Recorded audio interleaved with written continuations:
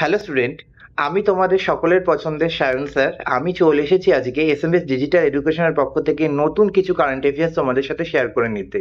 আর আজকে আমি শেয়ার করে নেব পুরস্কার অ্যাওয়ার্ড শো, যেটা আমাদের রিসেন্টলি হয়ে গেছে বলিউডের একটা প্রোগ্রামে, ফিল্মফেয়ার অ্যাওয়ার্ড। আজকের টপিক ফিল্মফেয়ার অ্যাওয়ার্ড 2025। চলো আমরা দেখিনি ফিল্মফেয়ার অ্যাওয়ার্ড 2025 কারা কারা জিতলেন।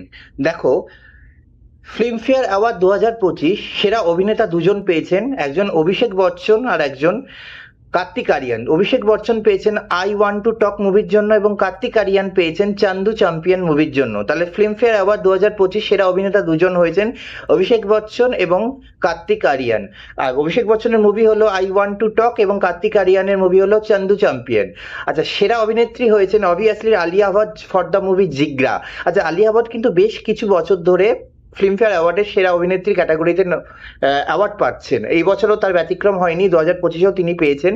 আচ্ছা, সেরা অভিনেতা ফর ক্রিটিক্সদের বিচারে সেরা অভিনেতা হয়েছেন রাজকুমার রাও শ্রীকান্ত মুভির জন্য, এবং সেরা অভিনেত্রী ফর দ্য ক্রিটিক্সদের বিচারে হয়েছেন প্রতিভা রাম্ভা লাফাতা লেডিজের জন্য। আচ্ছা, এবার দেখে নেব লাফাতা লেডিস মুভিটা কিন্তু এই বছর প্রচুর পুরস্কার জিতে নিয়েছে ফিল্মফেয়ার অ্যাওয়ার্ড, এবং মুভিটা কিন্তু অস্কারের দৌড়েও নমিনেট হয়েছিল কিন্তু পায়নি আনফর্চুনেটলি।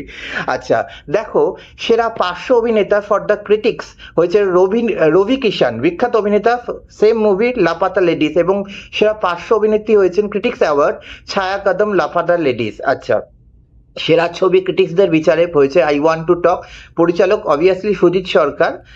সুজিত সরকার অনেক ভালো ভালো মুভি করেছেন, সম্ভবত পিঙ্ক মুভি করেছিল আর কি। আচ্ছা, এছাড়া সেরা অভিনেত্রী হিসেবে পেয়েছেন সেরা লাপাতা লেডিসের, আচ্ছা সেরা অভিনেত্রী ডেবিউ অ্যাওয়ার্ড পেয়েছেন লাফাতা লেডিস মুভি থেকে নিতাংশু গোয়েল, ওকে। এবং সেরা অভিনেতা ডেবিউ অ্যাওয়ার্ড পেয়েছেন Lakshya movie for the movie Kill. আচ্ছা, লক্স যে অভিনেতা তাকে আমি চিনি না, তোমরা একটু দেখে নেবে কিল মুভিটা কেমন। আচ্ছা, সেরা পরিচালকের ডেবিউ অ্যাওয়ার্ড এবছর জিতে নিয়েছে কিন্তু কুনাল খেমু কোন মুভির জন্য? মাদগাঁও এক্সপ্রেস। আচ্ছা, কুনাল খেমু কিন্তু একজন বিখ্যাত কমেডিয়ান অভিনেতা, মানে অনেক কমেডি সিনেমাতে তাকে আমরা দেখেছি, সম্ভবত তিনি সাইফ আলী খানের বোনকে বিবাহ করেছেন।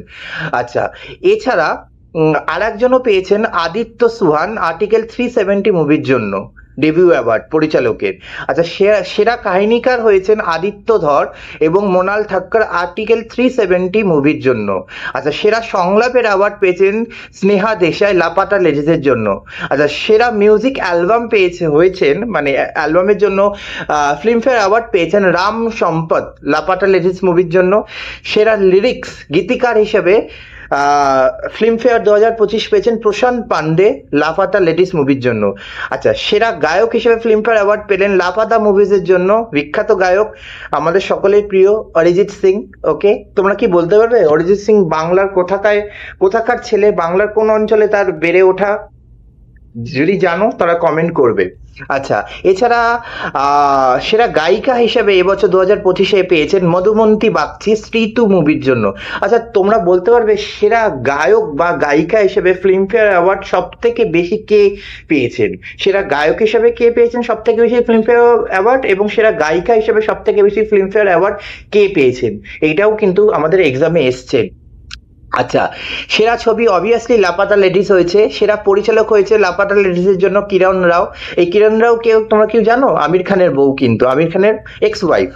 আচ্ছা, সেরা ব্যাকগ্রাউন্ড স্কোর মিউজিক এর জন্য ফিল্মফেয়ার অ্যাওয়ার্ড পেয়েছেন রাম ফ্রম সম্পত লাপাতা লেডিস মুভির জন্য।